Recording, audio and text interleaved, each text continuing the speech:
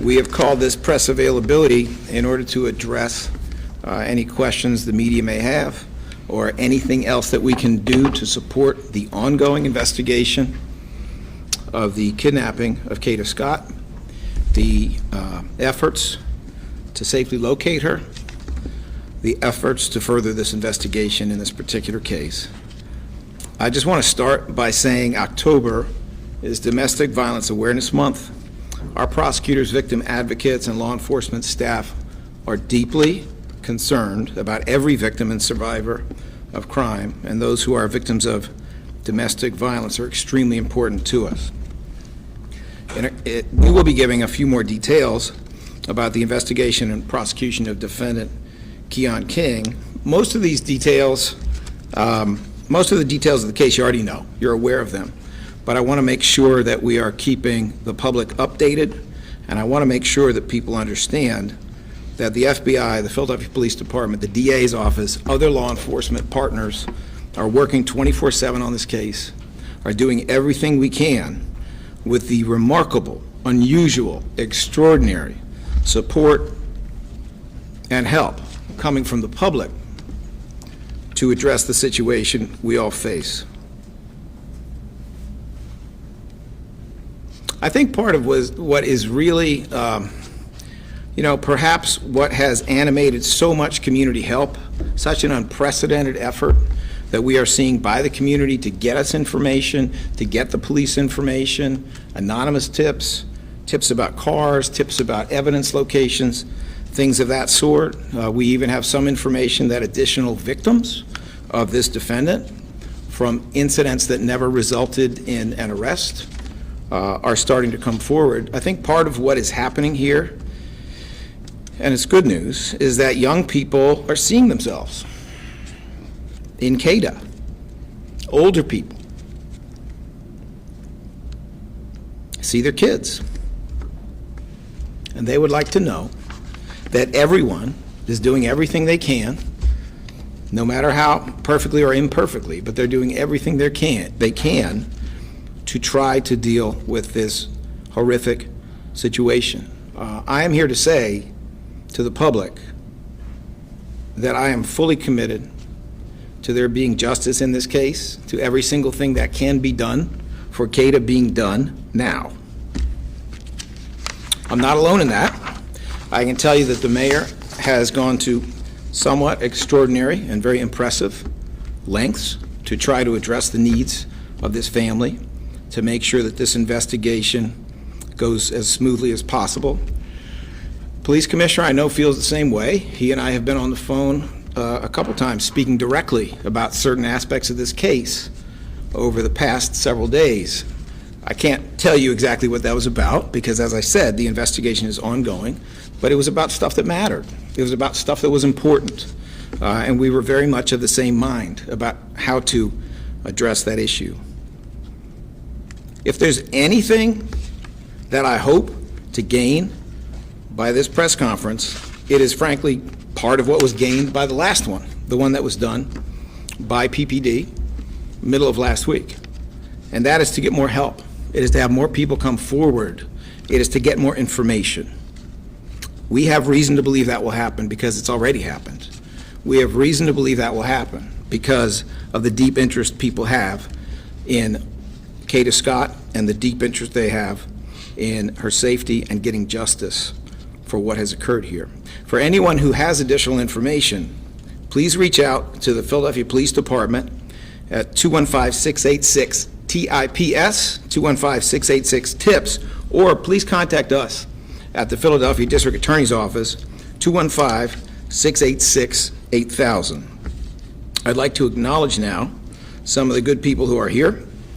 We have with us State Representative Andre Carroll of the 201st Legislative District. Representative Carroll has been deeply interested in criminal justice, including criminal justice for young people for many years, has worked closely with our office at times, and as it happens, knew Kada Scott in ways that he can certainly explain. Representative Carroll will be speaking. We have first ADA Robert Listenby here. We have ADA Ashley Tezlowski, who is in the DAO's Homicide Non-Fatal Shooting Unit. and is taking the lead on a lot of the efforts right now with the assistance of others in this office. ADA Bob Wainwright, who is the chief of the DAO's Homicide Non-Fatal Shooting Unit, is here. ADA Bill Fritzy, chief of the DAO's Gun Violence Task Force, which also is responsible for some of the most important technological forensics that we do, and they will continue to be very important in this investigation, is here. We have Mariel Dela Cruz, director of DAO's Victim Services Unit, Donna Wood, director of the DAO's Relocation Unit, here. I do want to take a moment here to thank Ashley for her deep dive into this case. This is not something she had early on. This is something that came to her desk more recently. But I can tell you, she ain't sleeping. She's on the phone with me all the time, at every hour, as she should be, because there's not an hour that should pass without additional effort on this case. She has consistently shown her professionalism, her integrity in dealing with this case, and I am delighted that she will be taking point on this with a whole team from this office. All right. I do want to talk about a couple things that I don't think have been heavily covered or considered about this case yet, or if they haven't, maybe they haven't been fully reported, but I want to share this with you because it may be of help to you in the media. First of all, I want you to understand that when this case began, it was a, I'm sorry. When this case began, well, let me rephrase that. There's been some discussion about a prior case involving defendant Keon King, involving a different victim, a case that ended at the preliminary hearing. And there has been discussion about some of the events that occurred there. There is no doubt that there's a list of people in this office, outside of this office, and no, it doesn't matter who they are, but there's a list of people who made a lot of good decisions and a couple decisions that could have been made better, that could have been better, right? There's certainly that has been discussed. But we also can't skip over some of the systemic issues here that are not small. This is a case in which, in the prior matter, we requested $1 million bail, $1 million minus $1 bail, and we did not get it. We don't set bail, judges do. The bail was set at $200,000. Why? Well, probably because the commissioner who set the bail probably imagined that was enough to hold Keon King in custody. It wasn't. Keon King had access to a lot of money. And so he paid $20,000 bail almost immediately and was out of custody as a consequence of that, right? This is the problem with cash bail. This is what we've been talking about for a long time. It's not just whether or not he's in custody immediately. It's also what is the situation of a victim who has to go to court, a victim of domestic violence who has to go to court, knowing that the defendant will walk out the same door she came in. What is the situation? How likely is that victim to come to court if that victim knows that that victim is dealing with a profoundly dangerous, profoundly violent person? And we all know the answer. That victim is more likely to walk in the door of the courthouse and testify if that victim knows that the defendant can't walk out right behind her if he's locked up. Well, he wasn't locked up here. And so sadly what happened was there were two court dates, at the first of which the judge announced that it must be tried next time, and the victim did not arrive on both of those occasions. An eyewitness did not arrive on both of those occasions. I don't say that to say that's the whole story, but it's not, but it is part of the story. And it is a part of the story that would be remedied if we got away from this, frankly, nutty notion that bail is a good way to deal with these situations. Someone profoundly dangerous should be held. I don't care if they've got a lot of money. Someone who's not dangerous at all shouldn't be held. I don't care if they're poor. That should have nothing to do with this. Money should be divorced from determining who stays in custody, as has been done in the District of Columbia and many other states. It is a successful system. Now, without pointing a finger at any individual, I am pointing a finger at the cash bail system, because its role in this is frankly very problematic. I also want you to know that there has been, and there continues to be, extensive victim support and outreach to the victim in the first case. That's just a fact. And we will continue to do that. Some of it I cannot even speak about, because it would be inappropriate for me to talk about some of the measures that this office has engaged in for her protection. And not yesterday, a long time ago, okay? I don't want anyone to believe or to think that our victim services people and others who do specialized work in that field don't care, because they care deeply. They've done a lot. They've done things that, just like the investigation, it would be improper for me to talk about. But perhaps we can talk about it when this case is concluded or at a later time. We can't necessarily do that. Finally, I just want to say this before we hear from Representative Carroll and then move to Q&A. We are encouraging, we are asking other victims of this defendant, Keon King, the gentleman to your left, my right. We are encouraging you to come forward. We have information to indicate that there may have been other victims. We are asking you to come forward. Contact our office. Contact the Philadelphia Police Department. Some portion of this has already happened after the last press conference. We are asking you to protect others by coming forward, and we are telling you that all the resources of this city will be at your disposal to make sure that you are safe in this situation. Keon King is in jail now. He's in jail on, what is it, $2.5 million bail? A sum of money he's not able to come up with, despite the fact that he has access to money.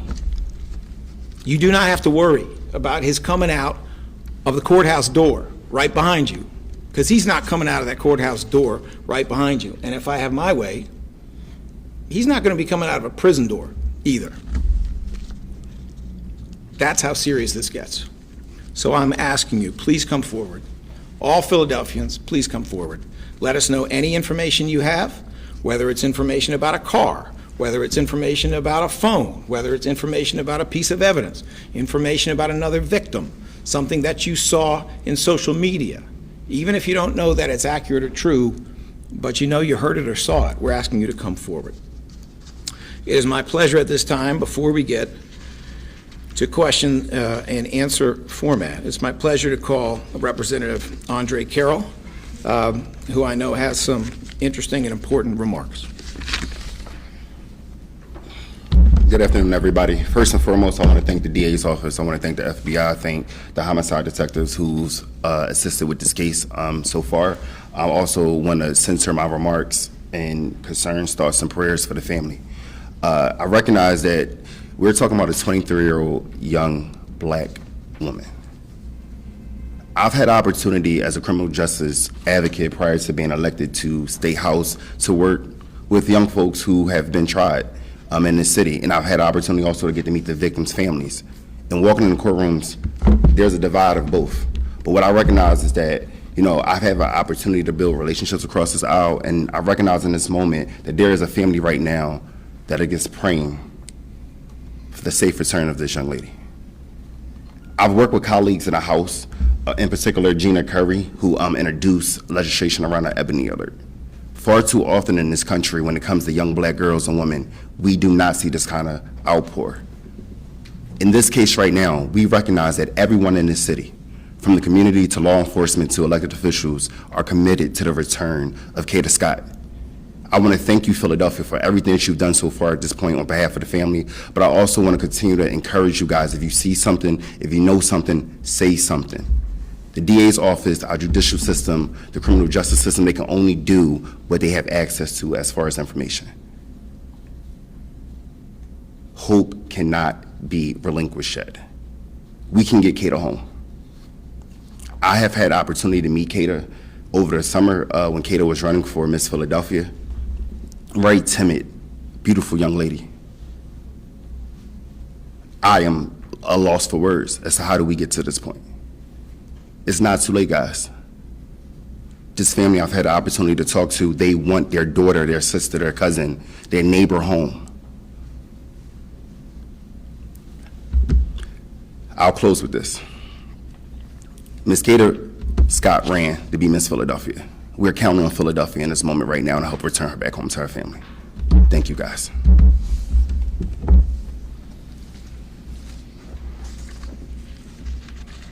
Thank you, Rep. Carroll. One final comment before we go to Q&A. The sad truth is that the story of Kada is not just about Kada. It's about a lot of other women. It's about a lot of other women who don't report what has happened to them out of fear or because of the unique dynamics of domestic violence or for some other reason. It's about a lot of other women who do report, and then for a wide variety of reasons, including fear, but not just fear, don't go to court. Please report. Please come to court.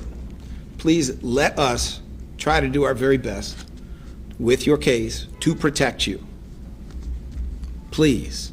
You are not just protecting yourself from things that can get a whole lot worse than you imagine, but you are protecting every other woman in Philadelphia. And you're doing it at a time when, sadly, the national climate is not fair to women. So I am saying to every woman out there, every girl out there, every other person who may have been a victim of domestic violence of any sort, please let the Philadelphia Police Department, the FBI, the Philadelphia DA's office, please let all of us, and the mayor, please let all of us support you by coming forward. We will do justice. We will make sure that the accountability fits the act, and we will make sure, as best we possibly can, that there is the right outcome. All right. With that, we will move to Q&A. Channel 3 CBS, Joe Holden. Mr. Krasner, thanks. So if bail in the February, January incident, when it came before the courts in April, was not sufficient, your office could have moved for bail modification, correct? You have the option of trying to do what is often a midnight or 3 o'clock in the morning telephonic appeal to a municipal court judge. The unfortunate reality of this is that some, but not all of these judges don't want you calling them in the middle of the night. And if you do, they lower the bail. They don't raise it, they don't leave it, they lower it. So it is always a complex strategic decision. Why is that? Why would they lower the bail? Because of a phone call? Because they don't want to be awakened in the middle of the night, because they don't want appeals. Now, there are a lot of great MC judges, a lot of great CP judges as well. These appeals go to municipal court judges.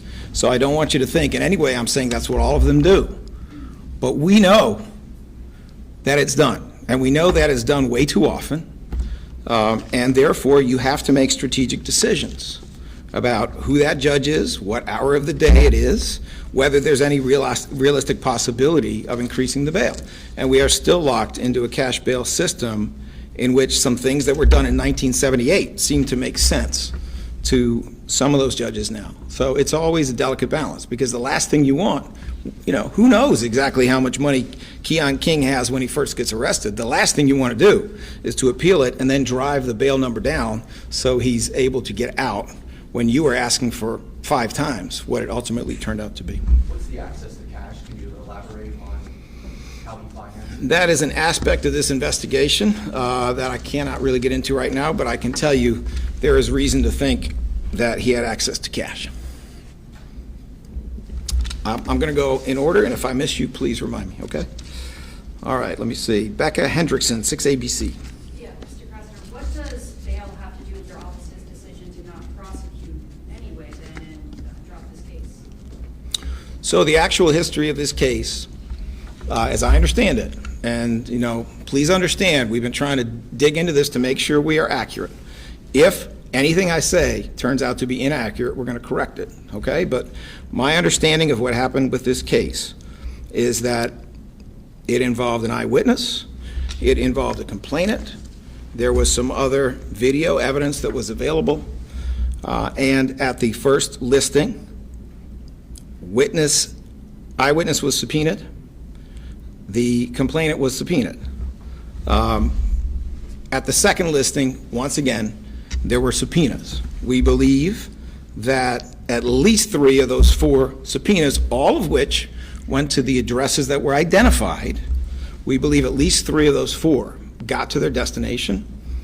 There were multiple phone calls that were made, phone calls to the victim in those earlier cases, and they were not just made by one person.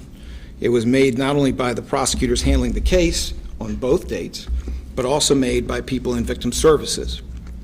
Those calls resulted in voicemails being left that were detailed. They were not returned at that time. The eyewitness did return a phone call. The eyewitness expressed that she was reluctant to come to court. I think that's a fair statement. Efforts were made to get the eyewitness to encourage the complainant to come to court. And ultimately, what occurred is the eyewitness did not show up for the first listing, neither did the complainant. The eyewitness did not show up for the second listing after a judge had marked it must be tried, neither did the complainant. We could have done better in that a really sophisticated approach to the case would have been to try to put it all on with video evidence. That is not usually an easy thing to do. I would say with 20/20 hindsight, it's something that could have been done, and I own that. I mean, ultimately, the buck stops here. It's not my job to throw other people under the bus. If there's a decision that is poor, and I believe that that was an incorrect decision, then we have to own it, and we have to try to do better moving forward in order to change that. But what I am saying about the bail is that it could have made all the difference in the world at the first listing for that eyewitness. If this man was locked up, she might have showed. It could have made all the difference in the world at the first listing if this man was locked up. The complainant might have showed, and the same is true for both of them at the second listing. Think about it. This is obviously someone who at this point we understand. But the eyewitness and the defendant knew him, okay? We know what he's capable of now. They knew at some level what he was capable of then. And the reason they had to worry that he was going to come out of the same door they went in the courthouse right after they testified against him is because he was on bail. So there is a direct link between the effect of bail and the appearance of witnesses. And that's the point I'm trying to make. Is there a number of times that someone has to be subpoenaed and they don't reply to it before that decision was made to drop the case? Just trying to understand. So what actually happened in this case, and I appreciate you trying to understand, so if I can be of help, that's what I want to do. What actually happened is a judge of the municipal court at the first listing marked it must be tried, okay? That is an order, and it's an order that applies to the next judge that says you must try this case on this date. If you're not ready, if you don't put it up, it gets thrown out. That's what that order means. Under Pennsylvania law, if a judge at the same level, and it was a municipal court judge at the first listing, it was a municipal court judge at the second listing, if a judge at the same level makes that decision, under the law, it's not even supposed to be up to the second judge, unless there's some big change of situation. This judge is supposed to follow that judge. So from the moment that the first judge said this must be tried next time, for whatever reason, and I'm not going to speculate, I don't know why the judge said that, that was essentially a predetermined outcome if the case was not put up. The process of dismissal, withdrawal, whatever, is effectively the same thing. Sometimes it's a little bit easier to revive a case later if you drop the case rather than having a judge dismiss it, just for procedural reasons. But that's essentially how that worked. All right, let me see. Is it Shaira Arias? Shaira, my apologies. Thank you for having me, Professor. 2 questions. And this is related to Kada Scott's investigation. And this is because a lot of people have been asking. The charges have been filed for kidnapping. What new details can you give us about what exactly happened on October 4th, besides the fact that they were possibly last seen together, that folks could maybe get a hint, an idea of what exactly happened on October 4th, that you would be able to move forward with those charges of kidnapping? What happened that evening? All right, if you'll just allow me 1 second to speak with Ashley. Sure. So in terms of the investigation as itself, unfortunately, we don't have any new information since the last time I spoke with you all. At this point, it is still very much an active investigation. So my answer is going to be similar to what I've already said, which is the information that we know is that he was the last person with her. He was traveling with her when her phone goes offline. We have every reason to believe at this point she did not go willingly. She was about 20 or 30 minutes into her shift. From all of the witnesses, her family that we've spoken to, this is unusual behavior for her. And as we now know, several of her items have now been found in locations that don't make much sense. So at this point, we have every reason to believe she did not go willingly. And at this point, we're 2 weeks later and we still don't have her. I think we have more than enough at this level to charge him with the charges that he's been charged with, which is kidnapping, criminal use of communication facility, recklessly endangering her, and all the charges that we approved. Thank you, Ashley. And my last question was, how many new victims have come forward since? So at this point, that's still very much in flux. I know the police department, I know our victim witness team are all fielding those calls, and so I'm sure at some point we'll have more information on that, but at this point, I wouldn't want to speculate in terms of how many there are, but there are people coming forward.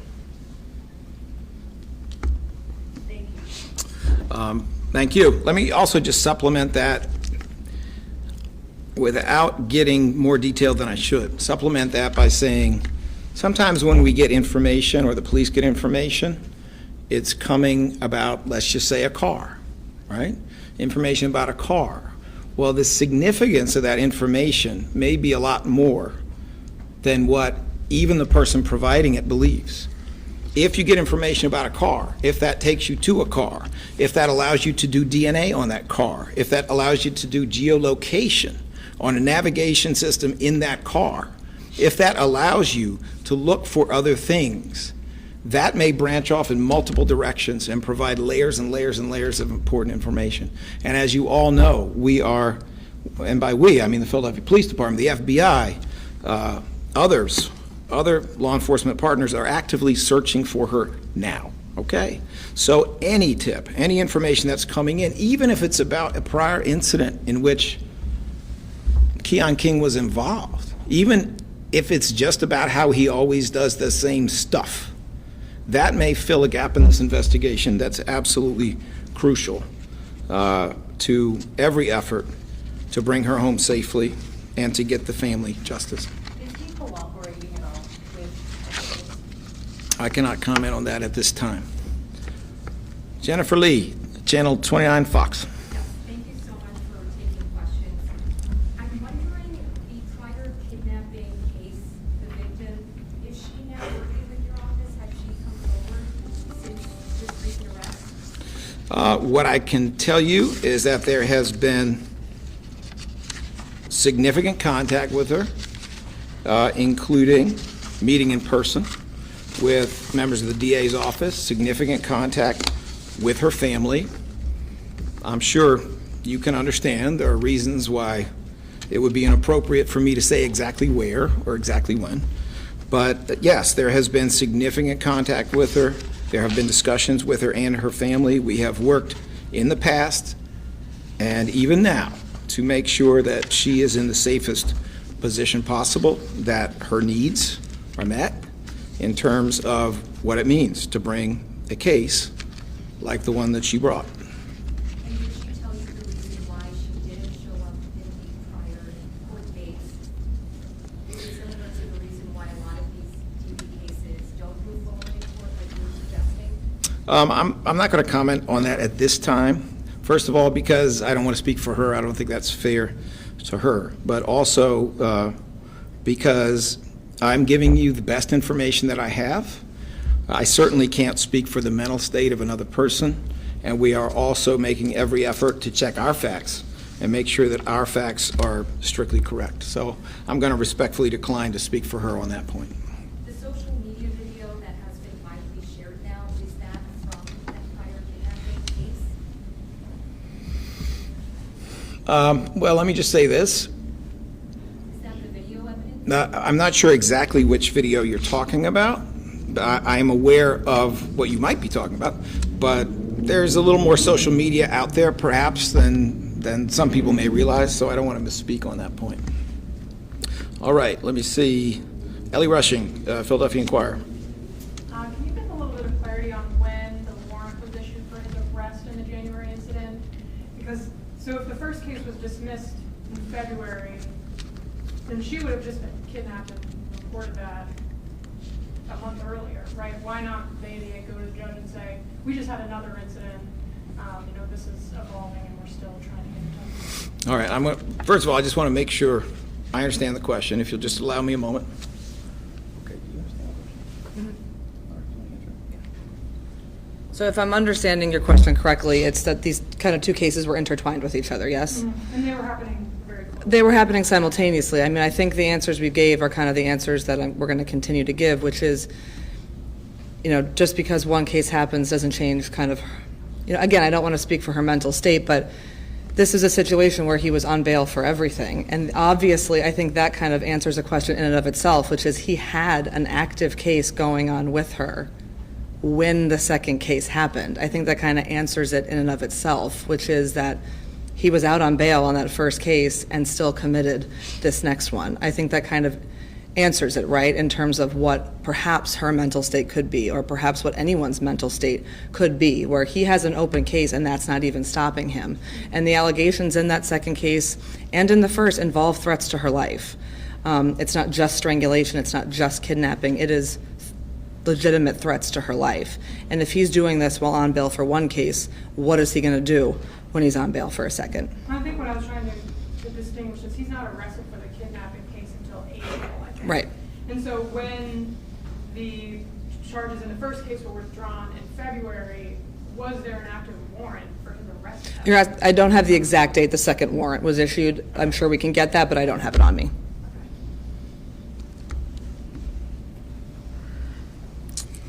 All right, Sherry Stone, Philadelphia Tribune.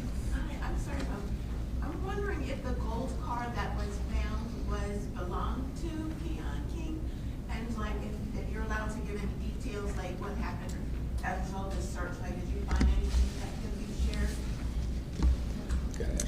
So obviously, when we did the initial press conference at the police headquarters, we had put that car out as a car of interest. Obviously, at that time, we indicated we believed he had been operating that vehicle. Perhaps she had been in it throughout that evening. We recovered that car. That car is still being investigated. Obviously, at this point, we haven't released anything in terms of that search, but it is being searched pursuant to a search warrant. But we do have significant evidence tying him to that car. We did before, and then we did upon recovery of that car. In terms of where it was, video evidence surrounding it, we can connect him to that car again.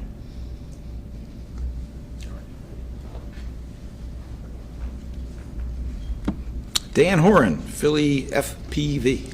Yes, thank you. Just want to ask you about your victim services unit. It seems like there's a lot of incidents where you spoke on people are afraid to show up to court.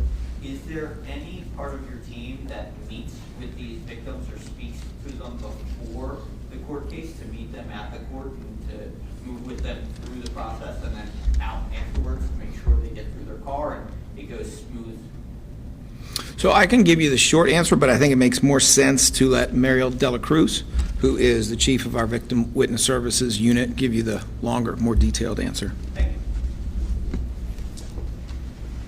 Good afternoon, everyone. So there are several things that happen when it comes to getting victims and survivors to court safely. So in some instances, we do have assigned detectives who are working in our office. So DAD, so detectives that are belonging to the District Attorney's office, do a transport to and from court. But additionally, we also have our van services. So we do have a a van that operates and picks up victims and survivors and also drops them off. Our protocol is that victims are ushered to our victim services waiting room, which I'm not going to give the location of that waiting room, in both the family courthouse and the criminal justice center as well. So we do have protocols in place to make sure that victims are, one, safe in the courthouse, and also safe traveling to and from the courthouse from their homes. Do you know if this was an option given to her, and if she didn't take it, and if why? This is usually a protocol option for all of our victims and witnesses that are assigned to our unit. So after a case is assigned, depending on the unit that's assigned to, our victim witness coordinators go through that protocol with every single victim and every single survivor. And this is an option that is presented to them during our call, but also during our correspondence letters and things that we send to our survivors and victims as well. Thank you.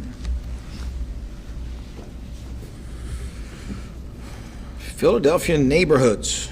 That would be Lauren Morris, Colt Gunn, and Kevin Gruen, who I am passing? Okay. Very good. Now, I know that some of you came with questions on other matters. I don't want to interfere with this press conference by inviting those questions now, but what we'll do is shut it down here, and for those of you who have individual questions about other cases or other issues, please approach us. We'll remain here, and we will speak to you individually about that. Can you take one more just on this? One more on this? Thank you. Yes. If Mr. King has very sensitive information about the whereabouts of Ms. Scott, I know he has rights, but is your office leveraging anything to try to get that information from him? What I can tell you is that every single effort that can be made to help Kada and her family